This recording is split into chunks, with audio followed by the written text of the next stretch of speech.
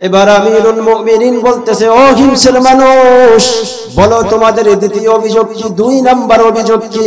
হিমসের মানুষগুলা বলতেছে, আমিরুল মুমিনিন, আমাদের গভর্নরকে আমরা দিনের বেলা পাই, কিন্তু রাতের বেলা তারা কোনো খোঁজ খবর পাই না। দিনের বেলা কোনো সমস্যায় পড়লে আমাদের গভর্নর আমাদের সমস্যায় সাড়া দেয়, আমাদের সমস্যাগুলো সমাধান করে, কিন্তু রাতের বেলায় যতই তাকে ডাকি, আমাদের গভর্নর সাড়া দেয় না। হযরতে ওমর ডেকে বলতেছেন, ও হিমসের মানুষ, বলো তোমাদের তৃতীয় অভিযোগ কি? হিমসের মানুষগুলা বলতেছে, আমিরুল মুমিনিন, আমাদের গভর্নর মাসে একদিন অফিসে আসে না। মাসে কয়দিন? মাসে একদিন অফিসে তাকে পাই না। এবার হযরতে ওমর বলতেছেন, ও হিমসের মানুষ, বলো তোমাদের 4 নাম্বার অভিযোগ কি? চতুর্থ অভিযোগ বলো। হিমসের জনগণ বলতেছে, আমিরুল মুমিনিন, আমাদের গভর্নর মাঝে মাঝে অফিসের মধ্যে অজ্ঞান হয়ে যায়, মাঝে মাঝে অফিসের মধ্যে জ্ঞান হারায়। আমি আমার জীবনের শেষ মুহূর্তে আল্লাহর দরবারে 2 রাকাত নামাজ আদায় করতে চাই, বলেন না সুবহানাল্লাহ। হযরতে খুবাইবকে 2 রাকাত নামাজের সুযোগ দেওয়া হয়। নামাজ আদায়ের পর খুবাইবের শরীরটাকে কাঠের সাথে শক্ত করে বেঁধে ফেলা হয়। ডান হাতে পেরেক মারা হয়, বাম হাতেও পেরেক মারা হয়, 2 পাও 2 দিক রেখে পেরেক মারা হয়। ইতিহাসের কিতাবগুলা সাক্ষী, মক্কার কাফেররা তরবারির মাথা দিয়া খুবাইবের শরীরটাকে এইভাবে আঘাত করতে থাকে। কেউ তীরের মাথা দিয়ে খুবাইবের শরীরটাকে আঘাত করতে থাকে। কাফেররা বলতে থাকে, ও খুবাইব, একটা কথা বলো, তোমাকে ছেড়ে দেওয়া হবে? যদি তোমার এই স্থানে তোমাকে ছেড়ে দেওয়ার পর তোমার নবী মুহাম্মদকে তোমার স্থানে এইভাবে রাখা হয়, তোমার অভিযোগ কি? তোমার মতামত কি? তোমার কেমন লাগবে?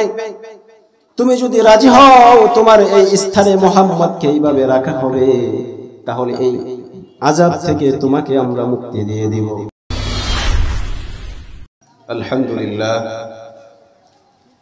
আল্লাহ সুবহানাহু ওয়া তাআলার দরবারে অসংখ্য অগণিত শুকরিয়া যে তিনি আমাদেরকে দুনিয়ার বিভিন্ন ব্যস্ততা থেকে মুক্ত করে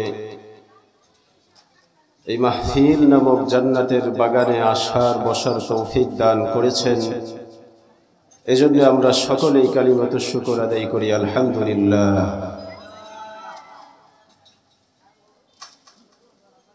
দ্বীনি মাহফিল, দ্বীনি মজলিস, এগুলো অত্যন্ত দামি জিনিস। দ্বীনে মাহফিলে আসলে, দ্বীনে মজলিসে বসলে আত্মার খোরাক পাওয়া যায়। এজন্য আল্লাহর রাসূল সাল্লাল্লাহু আলাইহি ওয়াসাল্লাম বলেন, মাজলিসু ফিকহিন খায়রুম মিন ইবাদাতি 60 সানা। দ্বীনের এমন একটা মাহফিল, দ্বীনের একটা মজলিস,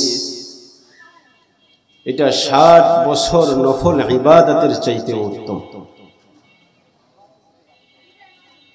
যেখানে দ্বীনের আলোচনা করা হয়, ইলমে দ্বীনের চর্চা করা হয়, এরকম একটা মজমা, এরকম একটা মজলিস 60 বছর নফল ইবাদতের চাইতে উত্তম। এজন্য দ্বীনি মাহফিলগুলোতে বেশি বেশি আসা, যে আলোচনা হয়, আলোচনাগুলো অত্যন্ত মনোযোগ সহকারে শোনা। এর মাধ্যমে ঈমান তাজা হয়, ঈমান বৃদ্ধি পায়, অন্তরের খোরাক পাওয়া যায়। খুতবার মধ্যে যে আয়াতে কারিমা আমি তেলাওয়াত করেছি, আয়াতে কারিমার মধ্যে আল্লাহ সুবহানাহু ওয়া তাআলা বলেন, ইয়া আইয়ুহাল্লাযীনা আমানু ইত্তাকুল্লাহা হাক্কা তুকাতিহ। আল্লাহ ঈমানদারদেরকে ডেকে বলতেছেন, ও ঈমানদারগণ, তোমরা প্রকৃতপক্ষে তাকওয়া অর্জন করো। প্রকৃতপক্ষে তাকওয়া অবলম্বন করো।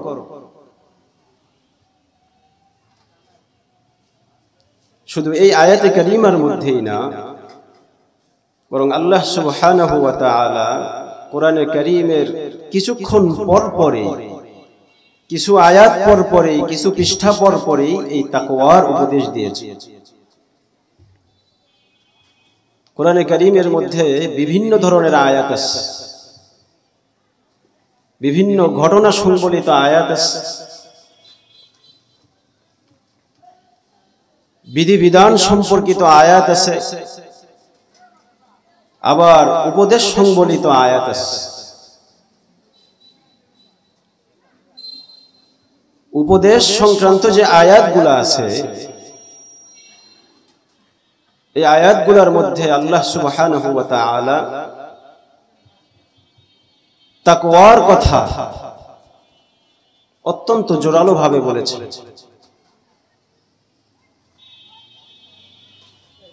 কারণ তাকওয়া এমন দামি জিনিস,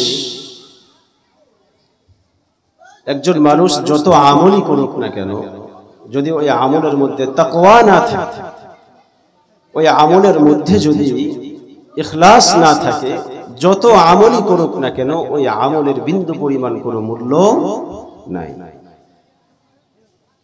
এজন্য আল্লাহ রাব্বুল আলামিন কিছুক্ষণ পর পরই তাকওয়ার কথা বলেছেন, বান্দা তাকওয়া অর্জন করো, তাকওয়া অবলম্বন করো।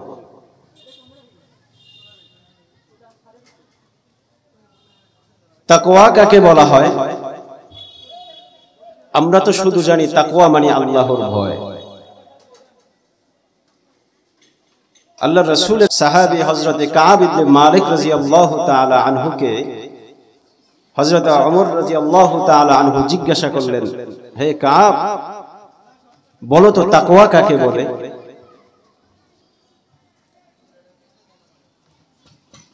হযরত কাব বিন মালিক রাদিয়াল্লাহু তাআলা আনহু হযরত ওমরের এই প্রশ্নের জবাব না দিয়ে তাকে আবার পাল্টা প্রশ্ন করলেন, আমিরুল মুমিনিন, আপনি কি কখনো কাঁটাযুক্ত রাস্তায় হেঁটেছেন? কি প্রশ্ন করলেন? আমিরুল মুমিনিন, আপনি কি কাঁটাযুক্ত রাস্তায় কখনো হেঁটেছেন? হযরত ওমর বললেন, হ্যাঁ, আমি তো দেশ বিদেশে বিভিন্ন জায়গায় রাষ্ট্রীয় সফর করি, বিভিন্ন সময় যাওয়ার প্রয়োজন হয়, মাঝে মাঝে কাঁটাযুক্ত রাস্তায় আমার হাঁটার প্রয়োজন হয়, আমি তো হেঁটেছি। কাব বিন মালিক এবার বললেন, আমিরুল মুমিনিন, আপনি যখন কাঁটাযুক্ত রাস্তায় হাঁটেন তখন আপনি কি উপায় অবলম্বন করেন, কিভাবে হাঁটেন? হযরত ওমর জবাব দিলেন, যখন আমি এরকম রাস্তায় হাঁটি আমি অত্যন্ত সতর্ক থাকি, যাতে রাস্তার কাঁটা আমার শরীরের মধ্যে, আমার জামার মধ্যে বিদ্ধ না হয়। আমি আমার শরীর এবং জামা কাপড়কে রাস্তার ওই কাঁটা থেকে হেফাজত করার চেষ্টা করি। হযরতে মালিক, কাব বিন মালিক রাদিয়াল্লাহু তাআলা আনহু বলতেছেন, আমিরুল মুমিনিন, হিয়া তাকওয়া, এটার নামই হলো তাকওয়া। অর্থাৎ আমরা যে দুনিয়াতে এসেছি, এই সারা দুনিয়াটা হলো কাঁটার একটা বাগান। বিভিন্ন ধরনের কাঁটা আছে সারা দুনিয়ার মধ্যে। কিসের কাঁটা? গুনাহের কাঁটা, অশ্লীলতার কাঁটা, গুনাহের কাঁটায় সারা দুনিয়া জর্জরিত, সারা দুনিয়া ভরপুর।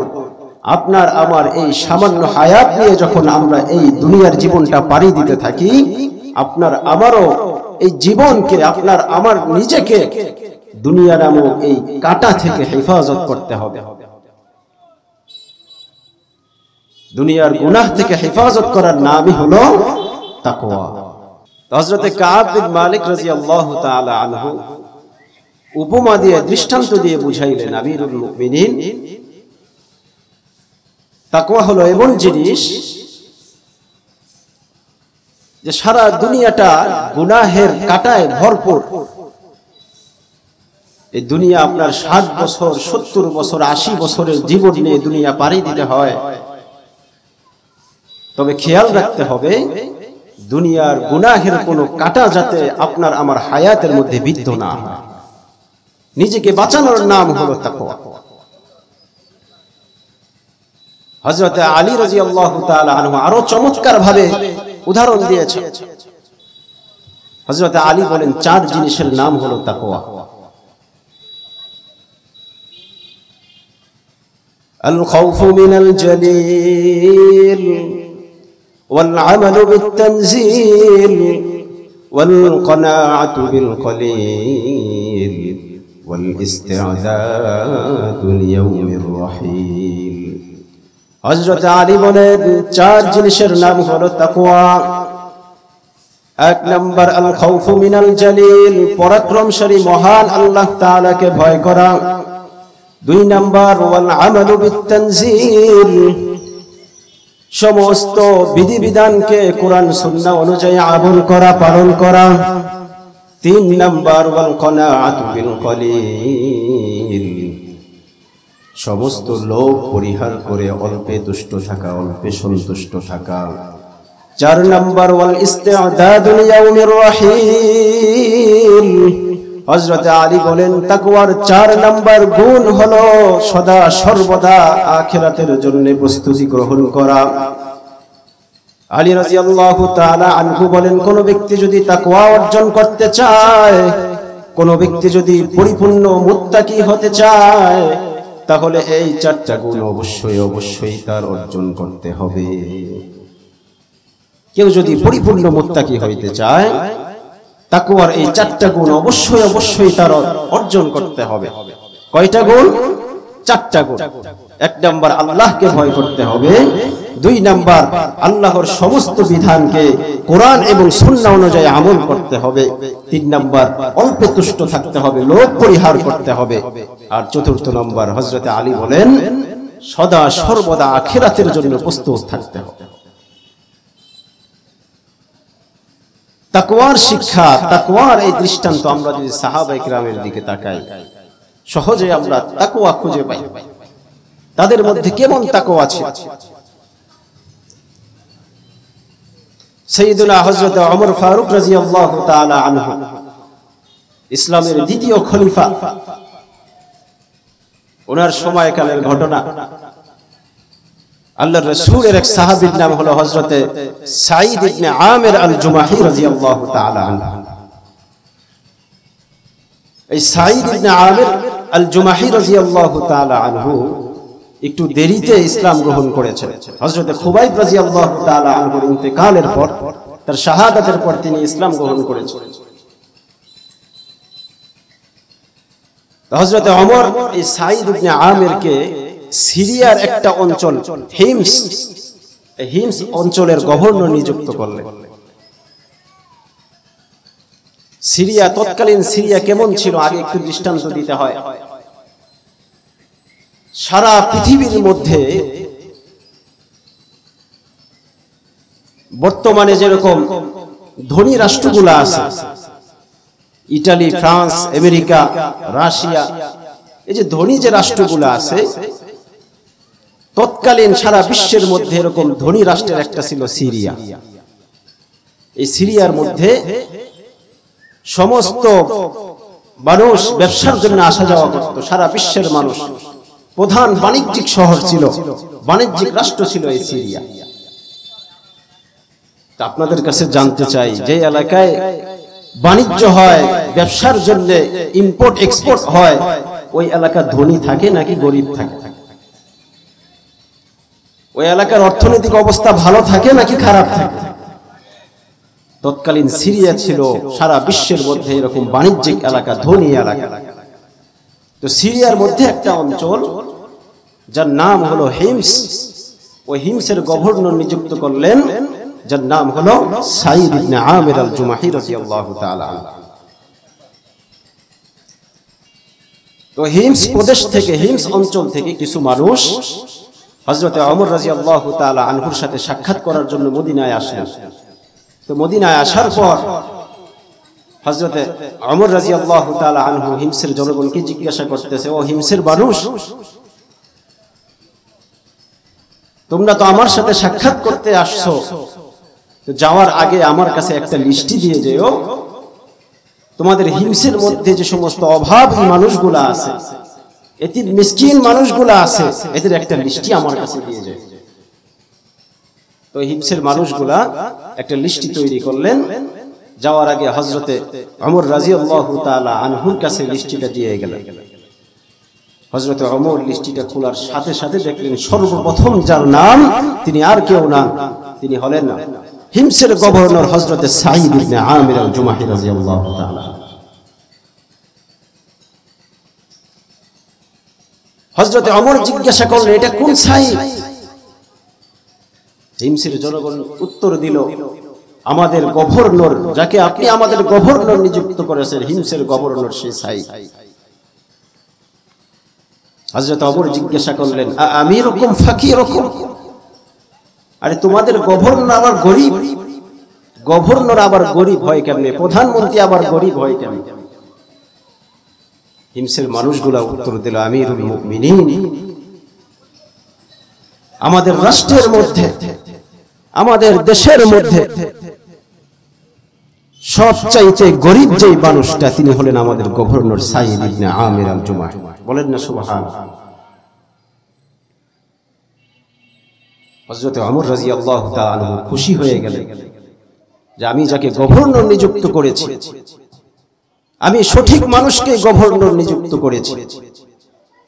তিনি খুশি হয়ে সাথে সাথে 1000 স্বর্ণ মুদ্রা দিয়া মদিনার রাষ্ট্রদূতকে হিমসের মধ্যে পাঠায়া দিলেন, যাও এগুলো আমার সাঈদকে দিয়ে আসো।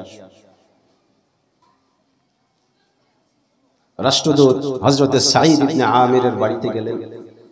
যাওয়ার পর ওই 1000 স্বর্ণ মুদ্রার ব্যাগটা সাঈদ ইবনে আমিরের কাছে দিলেন। বললেন, এটা আমিরুল মুমিনিন হযরত ওমর রাদিয়াল্লাহু তাআলা আনহুর পক্ষ থেকে আপনার জন্য হাদিয়া। হযরত সাঈদ ইবনে আমির যখন ওই থলিটা, ওই ব্যাগটা খুললেন, সাথে সাথে বললেন, ইন্না লিল্লাহ। কি বললেন? ইন্না লিল্লাহ বললেন। আপনাদের কাছে জানতে চাই, কোন হাদিয়া পাইলে বা কোন খুশির সংবাদ শুনলে ইন্না লিল্লাহ পড়তে হয় নাকি আলহামদুলিল্লাহ পড়তে হয়? আলহামদুলিল্লাহ পড়তে হয়। কিন্তু সাঈদ ইবনে আমির কি বললেন? ইন্না লিল্লাহ বললেন। কেন? সাঈদ ইবনে আমির যখন চিৎকার করে ইন্না লিল্লাহ পড়লেন, ভিতর থেকে বিবি আওয়াজ দিল, মা শানুকা ইয়া সাঈদ। বিবি বুঝতে পারলো যে মদিনা থেকে দুধ যেহেতু এসেছে আর আমার স্বামী যেহেতু ইন্না লিল্লাহ পড়ছে, নিশ্চয় মদিনায় কোনো দুর্ঘটনা ঘটছে। স্বামীকে জিজ্ঞাসা করলেন, মদিনায় কি কোনো দুর্ঘটনা ঘটছে নাকি আমিরুল মুমিনিন হযরত ওমরের ইন্তেকাল হয়ে গেছে? হযরত সাঈদ জবাব দিলেন, না, এরকম কোনো কিছু ঘটে না। বিবি জিজ্ঞাসা করে, তাহলে ইন্না লিল্লাহ বলে আপনি চিৎকার করলেন কেন? সাঈদ উত্তর দেয়, বিবি, উদখিলাতিদ দুনিয়া ফি বাইতি লিতুফসিদা আখিরাতি। বিবিকে বলতেছে, ও বিবি শোনো, এতদিন পর্যন্ত আমি যেই দুনিয়া থেকে বিরত থেকেছি, যেই দুনিয়া থেকে আমি দূরে দূরে থেকেছি, আজকে আমার ঘরের মধ্যে সেই দুনিয়া ঢুকে গেছে। না জানি এই দুনিয়া আমার আখিরাতকে নষ্ট করে দেয়, আমার আখিরাতকে বরবাদ করে দেয়। হযরত সাঈদ ইবনে আমির বিবিকে ডেকে বলে, ও বিবি, মদিনার এই দূত আমার বাড়িতে থাকতে থাকতে এই 1000 স্বর্ণ মুদ্রা নিয়ে তুমি এলাকায় এলাকায় যাও। মদিনার রাষ্ট্রদূত থাকতে থাকতে এই 1000 স্বর্ণ মুদ্রা তুমি এতিমদের মাঝে বন্টন করে দাও। সাথে সাথে স্ত্রী ওই 1000 স্বর্ণ মুদ্রা নিয়ে এলাকায় চলে গেলেন। এতিম মিসকিনদেরকে দেখে দেখে, অভাবীদেরকে দেখে দেখে 1000 স্বর্ণ মুদ্রা পুরাটাই বন্টন করে দিলেন। দূত আবার মদিনায় ফিরে আসলেন। হযরত ওমর কি বলতেছেন, আমিরুল মুমিনিন, আপনি আমাকে কার কাছে প্রেরণ করেছেন? এটি মানুষ নাকি ফেরেশতা? তার অভাবের কথা আপনি শুনে তাকে 1000 স্বর্ণ মুদ্রা তার জন্য হাদিয়া পাঠাইলেন।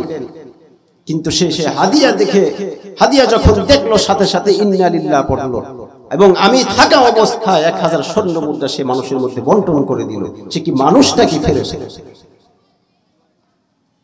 এই কথা যখন দূতের মুখ থেকে আমিরুল মুমিনিন হযরত ওমর শুনলেন, তিনি তো আরো খুশি হয়ে গেলেন। সাথে সাথে ঘোষণা করলেন, আমি সাঈদের সাথে দেখা করতে যাইতে চাই। আমি আমার সাইদকে দেখতে চাই। আমি তো যোগ্য একজন গভর্নর নিযুক্ত করেছি, আমি আমার সেই যোগ্য গভর্নরের কাছে সাক্ষাৎ করতে চাই। হযরতে ওমর হিমসের দিকে রওনা হয়ে গেলেন। মনে অত্যন্ত আনন্দ খুশি নিয়ে তিনি হিমসের দিকে সফর করতেছেন। হিমসে পৌঁছলেন। হিমসের জনগণ দেখলেন আমিরুল মুমিনিন হযরতে ওমর আমাদের রাষ্ট্রে সফর করতেছে, আমাদের অঞ্চলে আসছে। সকল মানুষ আমিরুল মুমিনিনকে ঘিরে ধরলেন। হযরতে ওমর মনে মনে খুশি যে আমার গভর্নরের এই অবস্থা আমি দুধের মুখ থেকে শুনছি, এখন থেকে হিমসের জনগণ কি বলে। হিমসের জনগণের কাছে আমার এই গভর্নরের ব্যাপারে একটু সংবাদ নিয়ে নেই, একটু খবর যাচাই করা যায়। হিমসের জনগণের কাছে আমিরুল মুমিনিন হযরতে ওমর জিজ্ঞাসা করলেন যে হিমসের জনগণ, বলো দেখি তোমাদের গভর্নর কেমন, তোমাদের গভর্নর সম্পর্কে তোমাদের মতামত কি, একটু শোনাও। হিমসের জনগণ বলল, আমিরুল মুমিনিন, আমাদের হিমসের গভর্নরের ব্যাপারে আমাদের অভিযোগ আছে, আমাদের অভিযোগ আছে, তাও একটা দুইটা না, 4-4টা অভিযোগ আছে। হযরত ওমর তো অবাক, দূতের মুখ থেকে শুনলাম কি, ধারণা করলাম কি, আর এখন আয়েশা দেখতেছি ফেরেশতার মতো মানুষ এলাকায় আয়েশা দেখতেছি কি, তার বিরুদ্ধে অভিযোগের শেষ নাই।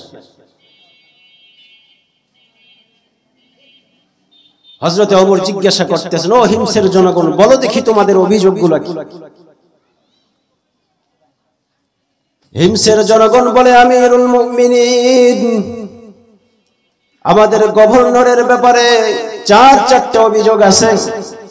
1 নাম্বার অভিযোগ হলো আমাদের গভর্নর সকালবেলা অফিসে দেরি করে আসে। সকালবেলা অফিসে আসতে আমাদের গভর্নর দেরি করে ফেলে, সকালবেলা অফিসে আসতে দেরি করে। আমিরুল মুমিনিন হযরতে ওমর রাদিয়াল্লাহু তাআলা আনহু সাঈদ ইবনে আমিরকে ডেকে বলেন, ও সাঈদ, 1 নাম্বার অভিযোগের জবাব দাও, কেন তুমি অফিসের মধ্যে সকালবেলা দেরি করে আসো, এর জবাব তুমি দাও। হযরতে সাঈদ ইবনে আমির বলেন, আমিরুল মুমিনিন, আমি যদিও হিমসের গভর্নর, যদিও আমি হিমসের প্রধানমন্ত্রী, কিন্তু আমি নিতান্ত একজন গরিব মানুষ। আমার বাড়িতে কাজের কোনো মানুষ নাই, কাজের কোনো বুয়া নাই, কোনো চাকর বাকর নাই। সকালবেলা আমার স্ত্রী যখন রুটি বানায়, সকালবেলা আমার স্ত্রী যখন নাস্তা বানায়, আমি আমার স্ত্রীর সাথে তার কাজের মধ্যে সাহায্য করি, তার কাজে সহযোগিতা করি। ওগো আমিরুল মুমিনিন, স্ত্রীর কাজে সহযোগিতা করার কারণে আমার সকালবেলা অফিসে আসতে দেরি হয়ে যায়। এবার আমিরুল মুমিনিন বলতেছে, ও হিমসের মানুষ, বলো তোমাদের দ্বিতীয় অভিযোগ কি, 2 নাম্বার অভিযোগ কি। হিমসের মানুষগুলা বলতেছে, আমিরুল মুমিনিন, আমাদের গভর্নরকে আমরা দিনের বেলা পাই, কিন্তু রাতের বেলা তারা কোনো খোঁজ খবর পাই না। দিনের বেলা কোনো সমস্যায় পড়লে আমাদের গভর্নর আমাদের সমস্যায় সাড়া দেয়, আমাদের সমস্যাগুলো সমাধান করে, কিন্তু রাতের বেলায় যতই তাকে ডাকি, আমাদের গভর্নর সাড়া দেয় না। হযরতে ওমর বলতেছে, ও সাঈদ, বলো 2 নাম্বার অভিযোগের জবাব দাও। হযরতে সাঈদ চোখের পানি ছেড়ে দিয়ে বলতেছে, আমিরুল মুমিনিন, কসসামতু হায়াতি বাইনা রাব্বি ওয়া বাইনা ইবাদিহি। ও আমিরুল মুমিনিন, আমি আমার জীবনকে 2 ভাগে ভাগ করেছি। আমি আমার গোটা জীবনকে, আমার 24টা ঘন্টাকে আমি 2 ভাগে ভাগ করেছি। জাআলতুল লাইলা লিরাব্বিল, জাআলতুল লাইলা লিন-নাস ওয়া জাআলতুন নাহারা লির-রহমান। ওগো আমিরুল মুমিনিন, আমি আমার জীবনের 1 ভাগ দিনের বেলা আমি আমার জনগণকে দেই, আর রাতের সময়টা আমি আমার রবের কুদরতি কদমে সিজদায় পড়ে থাকি। দিনের সময় আমি আমার জনগণের খেদমত করি, জনগণের সমস্যাগুলো দেখি, আমি আমার রাষ্ট্রের খেদমত করি, কিন্তু রাতের বেলা রাতের বেলায় আমি আমার রবের কুদরতি কদমে সিজদায় পড়ে থাকি, রবের ডাকে সাড়া দেই। রবের ডাকে সাড়া দেওয়ার কারণে আমি আমার জনগণের ডাকে সাড়া দিতে পারি না। হযরতে ওমর ডেকে বলতেছেন, ও হিমসের মানুষ, বলো তোমাদের তৃতীয় অভিযোগ কি? হিমসের মানুষগুলা বলতেছে, আমিরুল মুমিনিন, আমাদের গভর্নর মাসে একদিন অফিসে আসে না। মাসে কয়দিন? মাসে একদিন অফিসে তাকে পাই না। হযরতে ওমর বলতেছে, ও সাঈদ, তৃতীয় অভিযোগের জবাব দাও, কেন তুমি মাসে একদিন অফিসে আসো না? সাঈদ ইবনে আমের চোখের পানি ছেড়ে যে বলতেছে, আমিরুল মুমিনিন, আমার পরনের মধ্যে যেই জামাটা আপনি দেখতেছেন, আমার পরনে যেই পোশাকটা আপনি দেখতেছেন, এই পোশাকটা ছাড়া আমার মালিকানায় আর কোনো পোশাক নাই। এই পোশাকটা পরতে পরতে যখন পোশাকটা ময়লা হয়ে যায়, পোশাকটা আমি ধুয়ে দাঁড়ায় দাঁড়ায় রোদ্রের মধ্যে শুকাই। পোশাকটা ভালো করে ধুয়ে চিপড়ায় তারপরে আমি গায়ে দিয়ে রোদ্রের মধ্যে দাঁড়ায় দাঁড়ায় শুকাই। যেদিন আমি এই পোশাকটা ধৌত করি, ওই দিন আমি অফিসে যাইতে পারি না।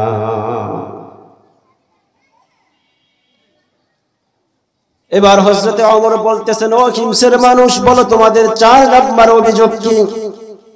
চতুর্থ অভিযোগ বলো। হিমসের জনগণ বলতেছে, আমিরুল মুমিনিন, আমাদের গভর্নর মাঝে মাঝে অফিসের মধ্যে অজ্ঞান হয়ে যায়, মাঝে মাঝে অফিসের মধ্যে জ্ঞান হারায়। হযরতে ওমর বলতেছেন, ও সাঈদ, 4 নাম্বার অভিযোগের জবাব দাও, কেন তুমি মাঝে মাঝে অফিসের মধ্যে অজ্ঞান হয়ে যাও? কেন তুমি অফিসের মধ্যে জ্ঞান হারাও? এর জবাব তুমি দাও। হযরতে সাঈদ বলতেছেন, আমিরুল মুমিনিন, আমি তখনও মুসলমান হই নাই। আল্লাহর নবীর সাহাবী হযরতে খুবাইব রাদিয়াল্লাহু তাআলা আনহুকে কাফেররা ধরে মক্কার মধ্যে নিয়ে যায়।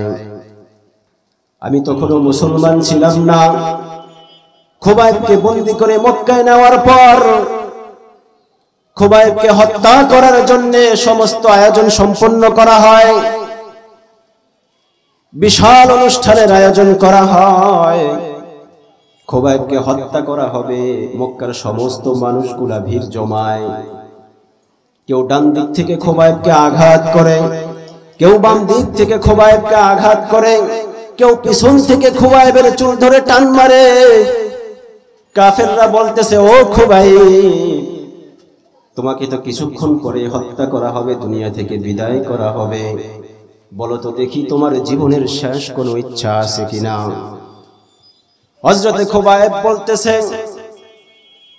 ও কাফেরের দল, আমি আমার জীবনের শেষ মুহূর্তে আল্লাহর দরবারে 2 রাকাত নামাজ আদায় করতে চাই। বলেন না সুবহানাল্লাহ। হযরতে খুবাইবকে 2 রাকাত নামাজের সুযোগ দেওয়া হয়। নামাজ আদায়ের পর খুবাইবের শরীরটাকে কাঠের সাথে শক্ত করে বেঁধে ফেলা হয়। ডান হাতে পেরেক মারা হয়, বাম হাতেও পেরেক মারা হয়। 2 পাও 2 দিক রেখে পেরেক মারা হয়। ইতিহাসের কিতাবগুলা সাক্ষী, মক্কার কাফেররা তরবারির মাথা দিয়া খুবাইবের শরীরটাকে এইভাবে আঘাত করতে থাকে। কেউ তীরের মাথা দিয়ে খুবাইবের শরীরটাকে আঘাত করতে থাকে। কাফেররা বলতে থাকে, ও খুবাইব, একটা কথা বলো, তোমাকে ছেড়ে দেওয়া হবে? যদি তোমার এই স্থানে তোমাকে ছেড়ে দেওয়ার পর তোমার নবী মুহাম্মদকে তোমার স্থানে এইভাবে রাখা হয়, তোমার অভিযোগ কি? তোমার মতামত কি? তোমার কেমন লাগবে? তুমি যদি রাজি হও তোমার এই স্থানে মুহাম্মদকে এইভাবে রাখা হবে, তাহলে এই আযাব থেকে তোমাকে আমরা মুক্তি দিয়ে দিব, তোমাকে আমরা জীবন ভিক্ষা দিব। হযরতে খুবাইব রাদিয়াল্লাহু তাআলা আনহু চিৎকার করে বলতেছেন, খোদার কসম, খোদার কসম, আমি খুবাইবের শরীরের মধ্যে 1 ফোঁটা রক্তবিন্দু অবশিষ্ট থাকবে, আর রাসূলুল্লাহ সাল্লাল্লাহু আলাইহি ওয়াসাল্লামের শরীরের মধ্যে একটা কাঁটা ফুটবে, এটা আমি কোনোদিন বরদাস্ত করব না। হযরতে সাঈদ বলতেছেন, আমিরুল মুমিনিন, হযরতে খুবাইবকে কথা বলার পর হত্যা করা হয়। খুবাইবকে হত্যা করার পর খুবাইবকে যখন হত্যা করা হইতেছিল, খুবাইব আকাশের দিকে তাকায় তাকায় বলতেছিল, আল্লাহুম্মা আহসিহিম আদাদা ওয়া কতুলহুম বাদাদা ওয়া লা তুগাদির মিনহুম আহাদা। খুবাইব বলতেছিল, ওগো মালিক, ওগো আরশের মালিক, আপনার আদালতে আমি বিচার দিলাম, আজকে যারা ঈমান আনার কারণে, আপনার নবীকে বিশ্বাস করার কারণে যারা আমাকে হত্যা করতেছে, আপনার আদালতে বিচারে দিয়ে দিলাম, আপনি তাদের প্রত্যেকটাকে গুনে গুনে রাখেন, কিয়ামতের ময়দানে আপনি তাদের পাওনা বুঝিয়ে দিবেন। হযরত সাঈদ বলতেছে, আমিরুল মুমিনিন, খুবাইবকে হত্যা করার সময় আমি ওই মজমায় উপস্থিত ছিলাম, তখনও আমি মুসলমান হই নাই। আল্লাহর দরবারে খুবাইব যে নালিশ করেছে, খুবাইব আল্লাহর কাছে যে অভিযোগ করেছে, আমি তো তখনও উপস্থিত ছিলাম, তারপরে আমি মুসলমান হয়েছি। আমি এখনো ভয় করি, আমার এখনো ভয় হয় কিয়ামতের ময়দানে যদি আল্লাহ আমাকে জিজ্ঞাসা করেন, ও সাঈদ ইবনে আমের, তুমি তো ওইখানে উপস্থিত ছিলা, খুবাইবের ইন্তেকালের সময় তুমি তো কাফেরদের মধ্যে উপস্থিত ছিলা, খুবাইবের এই নালিশের কারণে যদি আল্লাহ আমাকে পাকড়াও করে, তাহলে তো আমার জাহান্নাম ছাড়া আর কোনো উপায় নাই, জাহান্নামে যাওয়া ছাড়া আমার আর কোনো গতি থাকবে না। আমি যখন খুবাইবের এই দৃশ্যগুলা আমার কল্পনাতে আসে, আমি তখন সাথে সাথে আমার জ্ঞান হারিয়ে ফেলি, আমি অজ্ঞান হয়ে যাই। ওগো আমিরুল মুমিনিন, এই ভয়ে, আল্লাহর শাস্তির ভয়ে, আল্লাহর আযাবের ভয়ে, জাহান্নামের ভয়ে আমি অফিসের মধ্যে মাঝে মাঝে অজ্ঞান হয়ে যাই। কেমন তাকওয়া ছিল তাদের মধ্যে, কেমন খোদাভীতি ছিল তাদের মধ্যে। তাকওয়ার যে চারটা গুণের কথা বললাম, এক নাম্বার আল্লাহর ভয় থাকতে হবে, সমস্ত বিধানকে কোরআন এবং সুন্নাহ অনুযায়ী আমল করতে হবে, অল্পে তুষ্ট থাকতে হবে, এবং সর্বশেষ বললাম সদা সর্বদা আখিরাতের জন্য প্রস্তুত থাকতে হবে। এই চারটা গুণ আপনি প্রত্যেকটা সাহাবায়ে কেরামের মধ্যে পাবেন, এই চারটা গুণ প্রত্যেকটা সাহাবায়ে কেরামের মধ্যে আপনি বিদ্যমান পাবেন। এজন্য আল্লাহ রাব্বুল আলামিন একটু পর পরে কোরআনে কারীমের মধ্যে বলেছেন, ইত্তাকুল্লাহা হাক্কা তুকাতি, আমানুত্তাকুল্লাহা ওয়া কুলু কাওলান সাদীদা। তাকওয়ার উপদেশ দিয়েছেন, বান্দা তুমি তাকওয়া অবলম্বন করো। শুধু তাকওয়ার উপদেশ দিয়ে আল্লাহ ক্ষান্ত হন নাই, যারা তাকওয়া অর্জন করবে, যারা তাকওয়া অবলম্বন করবে, তাদের পুরস্কারের কথাও আল্লাহ কোরআনের মধ্যে বলেছেন, বিভিন্ন পুরস্কারের কথা বলেছেন। সূরা তালাকের মধ্যে আল্লাহ রাব্বুল আলামিন বলেন, ওয়া মান ইয়াত্তাকিল্লাহা ইয়াজআল লাহু মাখরাজা। আল্লাহ রাব্বুল আলামিন বলেন, যদি কোনো বান্দা তাকওয়া অর্জন করে, যদি কোনো বান্দা তাকওয়া অবলম্বন করে, ওই বান্দা যদি কখনো বিপদের মধ্যে পড়ে যায়, আমি আল্লাহ ওই বিপদ থেকে তাকে রক্ষা করব। ওয়ারযুকুহু মিন হাইসু লা ইয়াহতাসিব। বিভিন্ন পুরস্কারের কথা বলেছেন। যারা তাকওয়া অবলম্বন করবে, তাকওয়া অর্জন করবে, আল্লাহ বলেছেন তাদেরকে কল্পনার জগৎ থেকে আমি তাদের রিজিকের ব্যবস্থা করব। ইন্নাল্লাহা ইউহিব্বুল মুত্তাকিন। এইভাবে আল্লাহ রাব্বুল আলামিন বিভিন্ন পুরস্কারের কথা বলেছেন। এজন্য মুহতারাম হাজিরিন, সংক্ষিপ্ত সময়ে যে তাকওয়া সম্পর্কে যে কয়েকটা কথা বললাম, আল্লাহ রাব্বুল আলামিন আমাদের সকলকে এই তাকওয়ার চার গুণে গুণান্বিত হওয়ার তৌফিক দান করেন, একজন পরিপূর্ণ মুত্তাকি হিসেবে দুনিয়া থেকে কবুল করেন। আমিন। ওয়া আখিরু দাওয়ানা আলহামদুলিল্লাহি রাব্বিল আলামিন। আসসালামু আলাইকুম ওয়া রাহমাতুল্লাহি ওয়া বারাকাতুহু।